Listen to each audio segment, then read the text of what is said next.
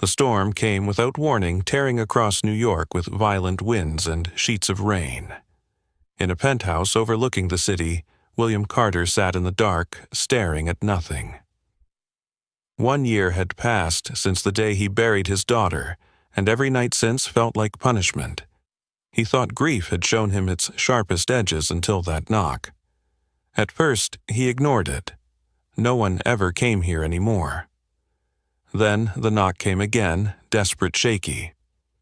William opened the door. What he saw nearly dropped him to his knees.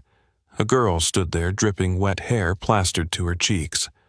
Her voice cracked as she whispered, "Sir, I haven't eaten in 2 days. Could you give me some bread?" The words should have been simple, but they weren't. Because when William looked into her face, he saw his daughter. The one he had lost. The one who was supposed to be gone forever. Imagine that moment. Would you believe your eyes or your grief? Comment what you would do, because the truth in this story will take turns no one sees coming. Thunder cracked above, shaking the glass. The girl flinched, pulling a thin coat tighter. William should have stepped back, closed the door, called someone. Instead, he found himself moving aside, letting her in. The warmth of the hallway seemed to startle her more than the storm. She introduced herself softly. Isabella. No last name, no home. She said she had run from an orphanage in Brooklyn, tired of being sent from house to house where she never belonged. She had wandered until the storm forced her to knock on a stranger's door. William listened, unable to take his eyes off her. The resemblance to his daughter wasn't just in her features. It was in the way she held herself, the way she chewed her lip when nervous, the way her gaze darted between him and the floor. Every gesture felt like a memory resurrected. Minnie Hook. William wasn't just looking at a hungry child. He was staring at an echo of the life he had lost. And echoes have a way of demanding to be heard. He led her into the kitchen, hands shaking as he reached for things he hadn't touched in months. Milk, cocoa, crackers. He hadn't made hot chocolate since before the accident, but tonight he did. Isabella cupped the mug with both hands, steam rising against her face. For the first time, she looked at him directly. And there it was, the spark he remembered, the very one that once lit up his world. He almost had to look away. His chest felt like it was splitting open. She explained between sips that she had left the orphanage because another transfer was coming. She didn't want to start over again. "They won't notice I'm gone until tomorrow," she said. The shrug that followed was so painfully familiar, William had to grip the counter to steady himself. His daughter had done the same whenever she tried to act brave. He nearly broke then. Nearly told the girl everything, who she looked like, why she was breaking him open. But instead he asked, "Are you warm enough?" His voice cracked. She nodded, though she kept shivering. Minnie Hook. This wasn't a coincidence. It couldn't be. Either grief had finally driven him mad, or fate had just stepped into his living room. The storm outside raged louder, lightning flashing across the walls. Isabella finished the last cracker, and then something happened that pulled the air from his lungs. She smiled. It was crooked, uneven, just a little lopsided, the exact smile his daughter used to have. William turned away quickly, his hand gripping the sink. He hadn't smiled back in a year. He wasn't sure he even remembered how. But now, watching this girl, he felt something stir, something terrifying and fragile. Hope. She caught him staring. "Why are you looking at me like that?" she asked, suspicion flashing in her eyes. He swallowed hard. The truth slipped out before he could stop it. "Because you remind me of someone I loved more than anything." The silence that followed was heavier than the storm. Isabella lowered her gaze, as if afraid she had intruded on something sacred. The clock ticked past midnight. Rain pounded the windows. and William Carter realized this was no ordinary night. A stranger had begged him for bread. But what she brought inside was far more than hunger. She was a mirror of his past, a mystery wrapped in flesh and blood. A knock had opened a door that grief had locked shut, and once opened it could never be closed again. So let me ask you, if fate gave you this moment, would you take it, or would you turn away? Because William Carter was about to make a choice that would shatter everything he thought he knew about loss, about love, and about second chances. The house was never meant to be this quiet. William Carter had grown used to silence in the years since his daughter's death. But that night, with Isabella sitting at the kitchen table, the silence felt different. It wasn't empty. It was waiting. He watched her sip the last of the hot chocolate, her hands wrapped around the mug as though she was afraid it might vanish. Her eyes darted around the room, taking in the photographs on the wall, the polished marble counters, the tall windows with rain still hammering against them. For a child who had begged for bread an hour earlier, it must have looked like another world. She set the cup down gently as if afraid to break it. "Do you always live here alone?" she asked. The question was simple, but it sliced through William. He nodded slowly. Yes. That single word carried the weight of 12 empty months of dinners, untouched, of rooms frozen in time. Isabella lowered her gaze, almost as if she had touched something fragile and didn't know how to fix it. William rose from his chair, forcing himself to steady his voice. "Come," he said. "Let me find you something dry to wear." He led her down the hallway to a guest room, though, in truth, it had been untouched for years. He opened a wardrobe and hesitated. Most of the clothes inside belonged to his daughter, things he hadn't been able to pack away. Isabella stepped closer, her eyes landing on a pale blue pajama set, folded neatly on the shelf. "May I?" she asked softly. For a moment, William couldn't breathe. The pajamas had been a birthday gift never worn. He wanted to say no, to protect them like he had protected every memory, but the words wouldn't come. He simply nodded. When she emerged from the bathroom a few minutes later, the pajamas hung loose on her thin frame, but she smiled shyly. For a fleeting second, William thought he was looking at his daughter again, as if the last year had been nothing more than a nightmare he could wake from. The thought both comforted and terrified him. Minnie Hook. Memory has a cruel way of blurring the line between what was lost and what still remains.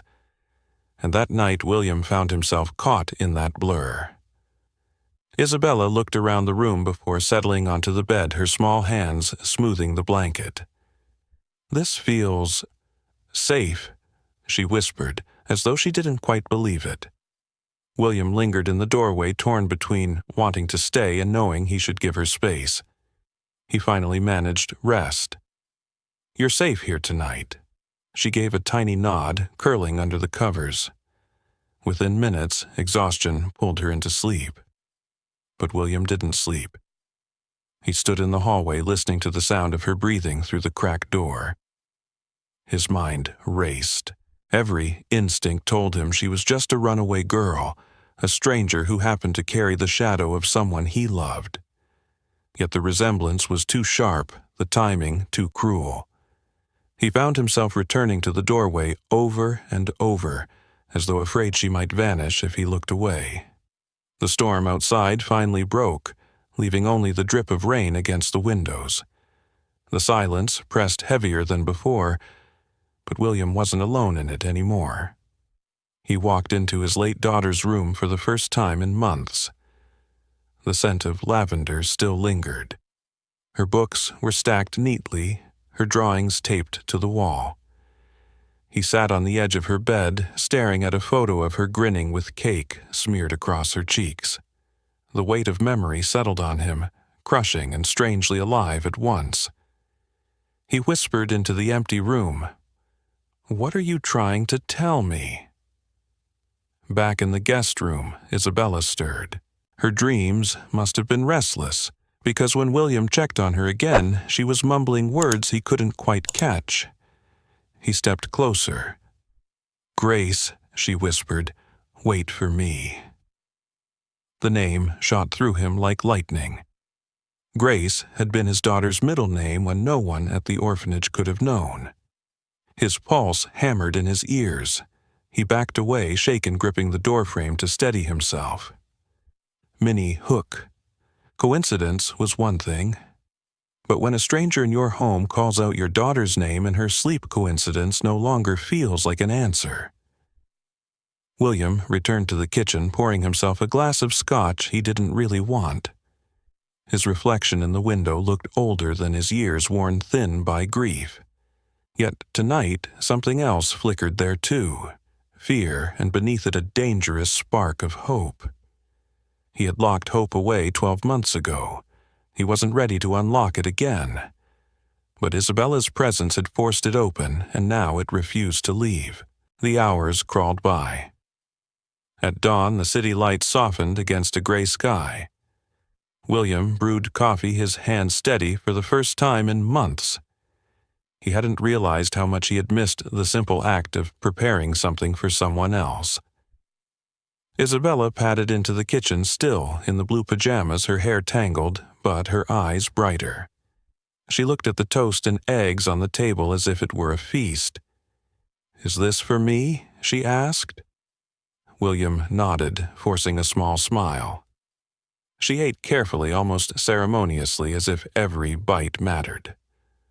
Watching her, he felt the strangest sensation, like the house itself was waking up. The quiet halls didn't seem quite as hollow, the light through the windows not as harsh. When she finished, Isabella wiped her mouth and glanced at the photographs on the wall.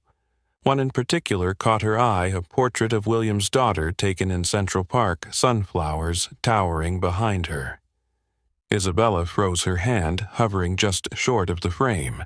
"She looks like me," she whispered.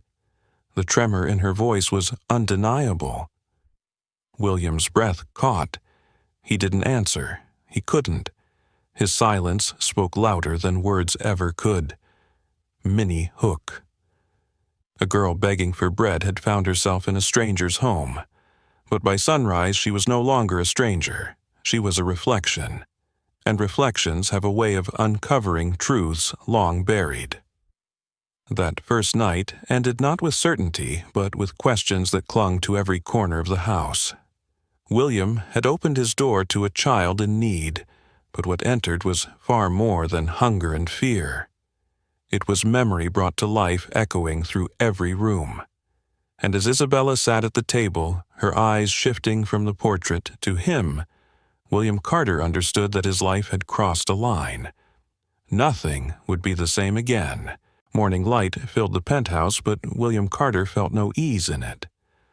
The storm had passed, yet something far more unsettling remained. Isabella sat across the table, her small hands folded around the mug he'd given her, her eyes drawn to every corner of the house as if she had lived there before. It wasn't only her resemblance to his daughter that disturbed him now. It was the way she seemed woven into his life as if she had always belonged here. After breakfast, Isabella wandered toward the grand piano in the living room. The lid had stayed closed for a year untouched since the day William lost his daughter. She lifted it carefully as though she knew it mattered. Her fingers pressed the keys, hesitant at first, then striking a melody that stopped William in his tracks. It wasn't random notes, it was the lullaby he used to hum at night, the same one he hadn't sung aloud since the funeral. Where did you learn that his voice came out harsher than he intended? Isabella looked startled, her hands freezing above the keys. "I don't know," she said. I hear it in my head sometimes, in dreams." William's skin went cold. Dreams. The same melody, the same name she had whispered in her sleep the night before. It was impossible, yet undeniable. That evening, after Isabella had gone to bed, William sat alone in his study. He stared at his phone for a long time before finally making the call. His voice was steady, but his hands shook.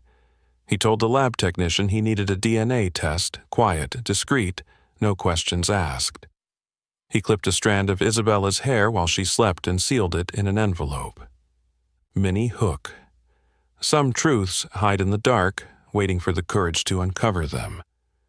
William wasn't sure he wanted answers, but he knew he couldn't live with questions anymore. The days that followed were filled with uneasy waiting. Isabella stayed in the house, filling the halls with a presence that was both comforting and haunting. She explored the library, pulling down books far too heavy for her arms. She stood at the window for hours, staring out at the skyline as though searching for something beyond it. She asked questions about the house, about the photographs, about the girl in them who looked just like her. William gave vague answers, never quite lying, never fully telling the truth. At night, she would sit cross-legged on the rug, scribbling drawings in a small notebook she carried. One evening, she handed him a page. It was a picture of two girls, hand in hand, standing beneath a bright yellow sun. "She comes to me in my dreams," Isabella explained. "She laughs like me. She even talks like me. Do you think maybe I have a sister out there somewhere?" William's throat closed. He managed a tight nod, but the weight of her words cut deep. He knew she wasn't imagining. She was remembering.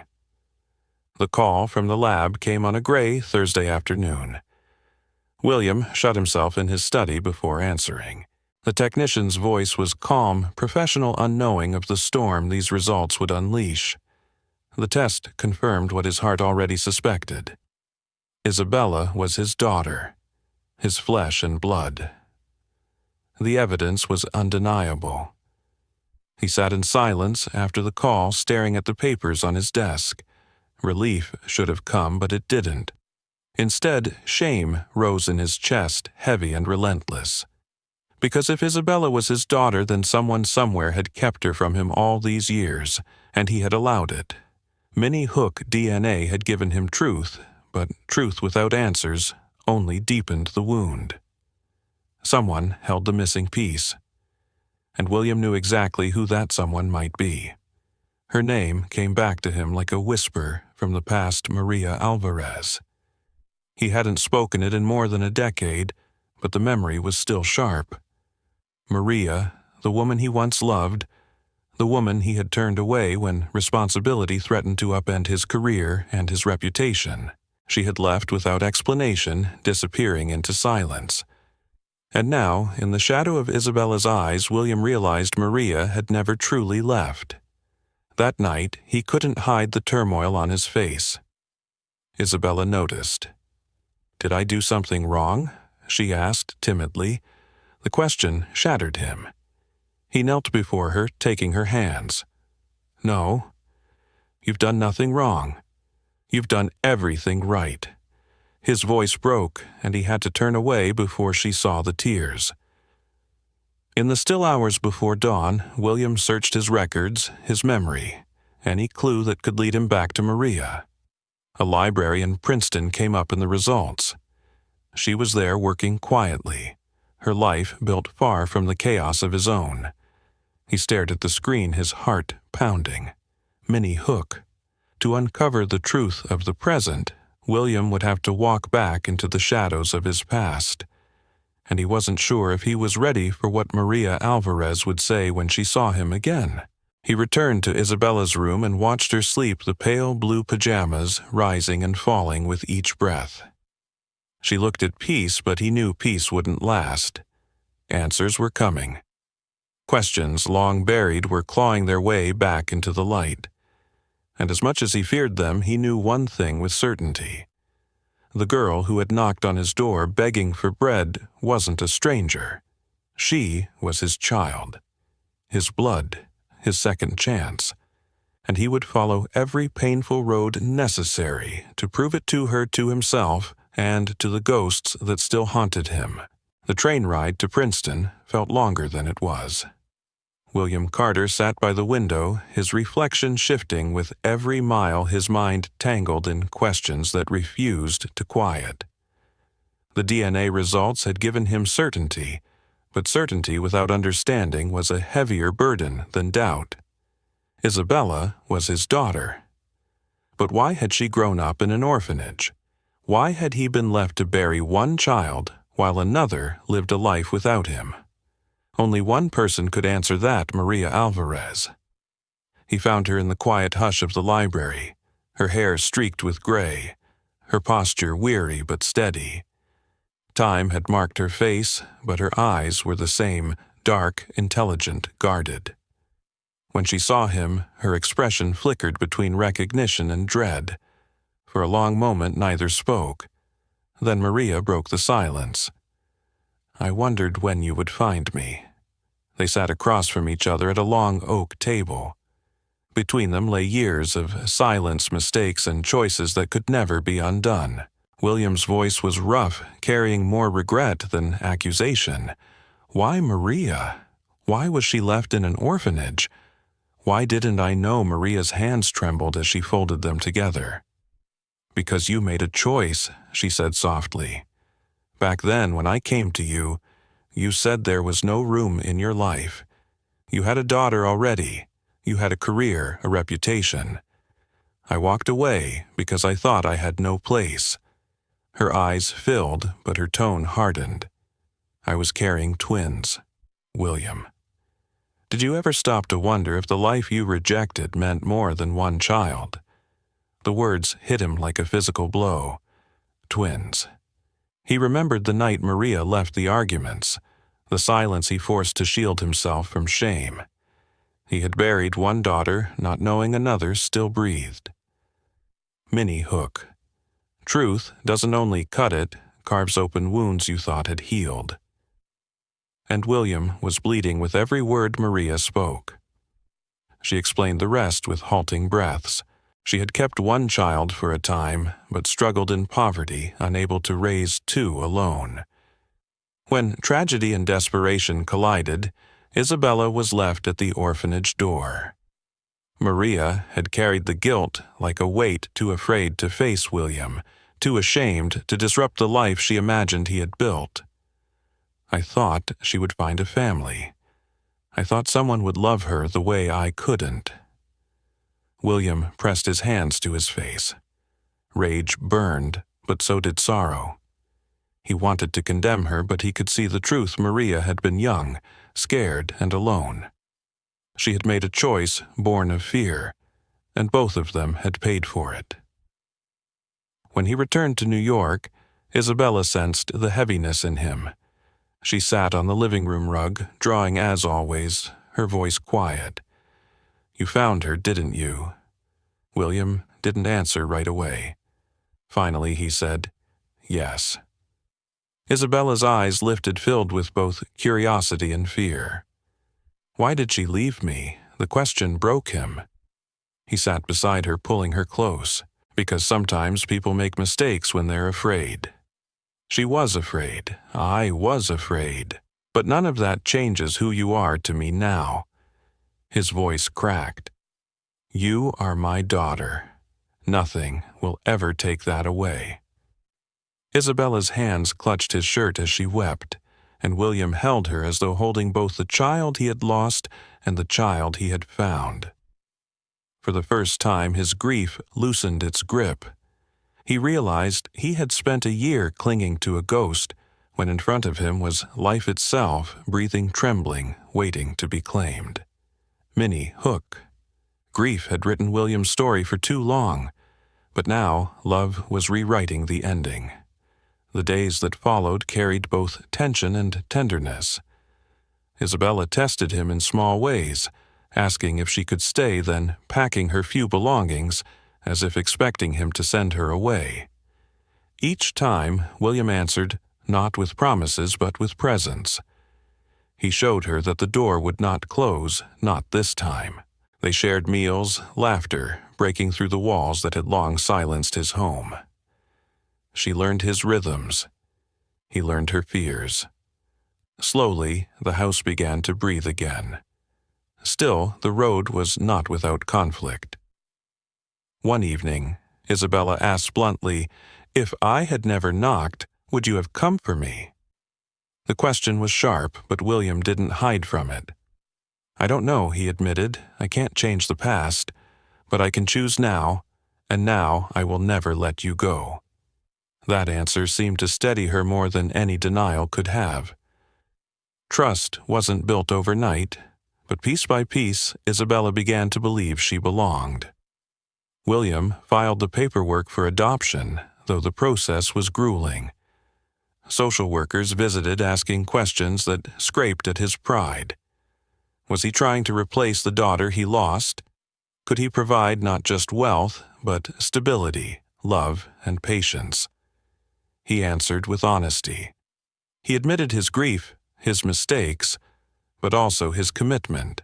Isabella was not a substitute. She was his daughter, his future, his chance to heal by giving her a home. Through it all, Maria appeared once more hesitant but willing to support what was right. She met Isabella privately, tears streaking her face as she whispered apologies a child should never have to hear. Isabella listened quiet but strong, and finally said, "I forgive you, but I belong with him now." It was the clearest choice she had ever made. William witnessed it, his heart breaking and mending all at once. Forgiveness did not erase the past, but it freed them all to step forward. The night the court finalized the adoption, William brought Isabella home under the name she chose for herself, Isabella Grace Carter. She stood in the doorway of her new room, not a museum of memories, but a space painted fresh with books, music, and sunlight pouring in. She turned to him and said, "It feels like home." William smiled, tears blurring his vision. "It is home. You are home." Mini Hook. Two souls broken by loss and time had found each other again. And in that bond they discovered something stronger than grief, something that would carry them into a new beginning. The bond was not made of blood alone, though blood had revealed the truth. It was built in the quiet nights, the shared laughter, the courage to face pain together. William knew the road ahead would not always be easy, but for the first time in a year he looked forward instead of back. He no longer measured life by what he had lost, but by what he had found.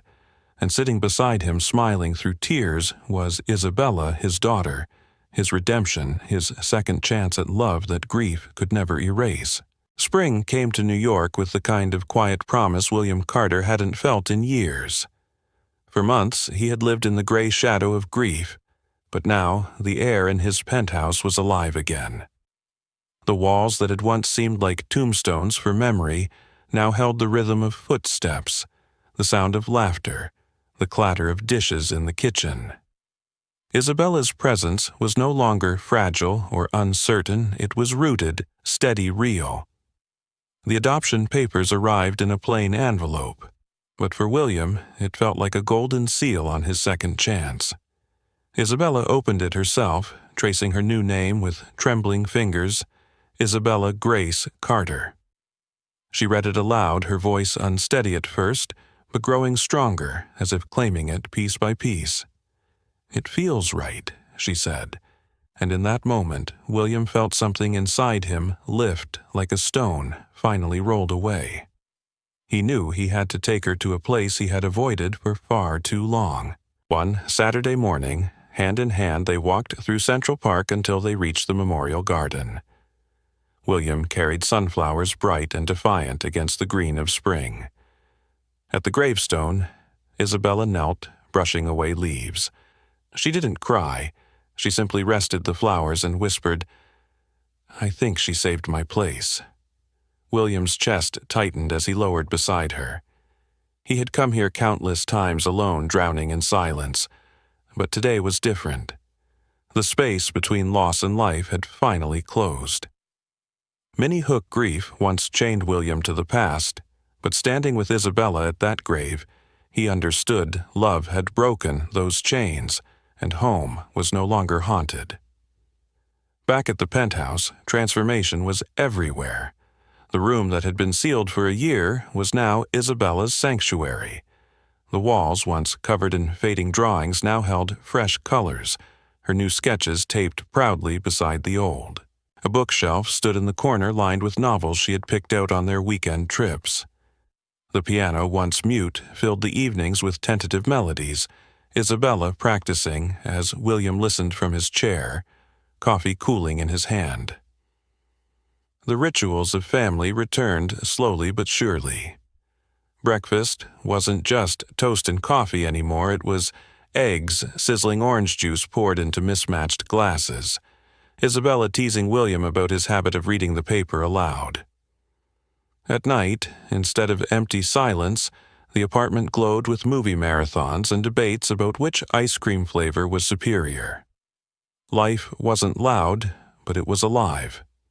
William found himself changing in ways he hadn't expected. At work, colleagues noticed a shift, less of the cold, distant executive, more of a man who carried light in his eyes. He spoke less about deals and more about stories Isabella had told him.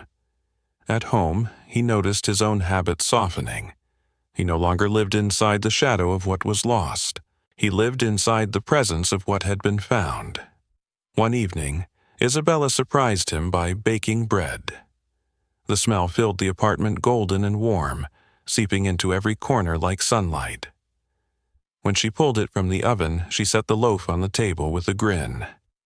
"I figured since I begged for bread that night, I should learn to make it myself." William laughed a sound that had once felt foreign. "This is better than anything money ever bought," he told her, and he meant it. Minnie Hook bread had once been a symbol of survival, but now in their home it had become a symbol of belonging. The bond between them wasn't perfect, but it was unshakable. There were moments of tension of Isabella testing boundaries, of William learning patience he hadn't known he possessed. But every challenge carried them closer, shaping their bond into something strong enough to hold against the storms of the future. On the 1-year anniversary of Isabella's knock at his door, William planned something simple but profound. He took her to the rooftop garden, where the city stretched wide beneath them, the skyline glowing. He handed her a sunflower, the same flower she had placed at the grave months earlier. "Do you know what these mean?" he asked. She tilted her head. "What?" "They mean loyalty," William said quietly. "They mean someone who stands no matter the storm." Isabella twirled the stem in her hands, her smile steady. "Then we'll always have sunflowers," she said. William pulled her close, the city lights surrounding them like stars. For the first time in years, he felt whole. The journey had come full circle. He had opened his door to a child begging for bread, but what he found was not just hunger, it was his daughter, his redemption, his home. And as Isabella leaned against him, the sound of her laughter carrying into the night, William Carter knew the truth. Love had the power to turn loss into life, emptiness into belonging. He had been given a second chance, and he would never waste it. So here's the question. I leave with you. If fate knocked on your door in the form of a hungry child, would you open it or would you walk away? Leave your answer below, and if this story touched your heart, share it. Because love, when it comes full circle, is the one story worth telling again and again. The story of William Carter and Isabella Grace. Carter begins with a storm and a knock at the door, but what it truly reveals is the unpredictable power of second chances. William, once a man defined by grief and silence, believed his life had ended the day he buried his daughter. He filled his days with empty routines, his house with untouched relics, and his heart with regret. Yet destiny had other plans. One stormy night when lightning rattled his windows, and the world outside felt as broken as the world inside him, a frail girl appeared at his doorstep, asking for bread. In that moment, William faced a choice to turn away and protect his fragile heart, or to open the door and risk it breaking again. He chose to open it, and with that single act of compassion his life began to change. What followed was a journey filled with echoes of the past and fragile glimpses of hope. Isabella wasn't just any child. Her smile, her mannerisms, even the way she filled the silence seemed to resurrect what William had lost. At first, it was unbearable. Memories pressed against him like ghosts. Yet, as he allowed her presence to weave into his days, something shifted. The silence that once suffocated him began to soften. Laughter returned, timid at first, then stronger, until the house itself seemed alive again. William realized that grief doesn't disappear by being locked away. It begins to heal when it is shared, when memories are spoken aloud, when love, even in a different form, is allowed to return. The truth of Isabella's past brought both shock and redemption. She wasn't simply a stranger who reminded him of his daughter. She was his daughter. Flesh of his flesh, blood of his blood, the child of a past mistake buried in secrecy, now standing before him with open hands. That revelation could have crushed him with guilt. Instead, it gave him purpose. He could not rewrite the past, but he could choose to be present now. He could give her what she had been denied for so long, a father, a family, and a home. As days turned into weeks, William and Isabella built their bond, not through grand gestures, but through the smallest, most ordinary rituals. Baking bread on a Sunday morning, watching movies under blankets, talking late into the night about dreams, fears, and even silly things that only mattered in the moment. These were the bricks of their new life together. And when the adoption papers were signed, when Isabella proudly took the name Isabella Grace Carter, it was not just a legal formality, it was a declaration. They were no longer two broken souls drifting apart. They were a family. The story comes full circle when Isabella, standing before her sister's grave, whispered words that captured the heart of their journey. "Thank you for saving my place." In that simple line lay the truth. Love had not vanished with death. It had made space for healing, for continuity, for new beginnings. The home that once felt like a shrine of sorrow became a sanctuary of life. William didn't stop grieving his daughter, but he learned grief and joy could coexist. One child was gone, but her presence lived on in the love he now gave to Isabella. The lesson here is profound. Life is not a straight line. It is a series of losses and gains, endings and beginnings, storms and calm skies. What defines us is not the pain we endure, but what we choose to do with it. William could have closed the door that night and continued living in silence. Instead, he opened it and discovered that sometimes redemption arrives in the most unexpected form. For you, watching this, the takeaway is simple but powerful. Second chances are real, but they don't come wrapped in perfection. They come disguised as inconveniences, as risks, as messy interruptions. It could be a broken relationship waiting for forgiveness, a new opportunity you're afraid to take, or a person in your life who needs you more than you realize. The question is, will you open the door when it knocks? So I ask you directly, if you were in William's shoes, that stormy night, would you have opened the door? Would you have seen bread as just bread, or as the beginning of a miracle? Share your thoughts in the comments. I want to hear your perspective. And if this story touched your heart, if it reminded you of the beauty of second chances and the strength of love, then I invite you to subscribe to this channel. By subscribing, you're not just supporting these stories, you're helping us bring more tales of hope, redemption, and inspiration to life. Hit that subscribe button, join our community, and let's keep walking this journey together. Because sometimes the most extraordinary transformations begin with the smallest act of kindness. And who knows, the next story might just be yours.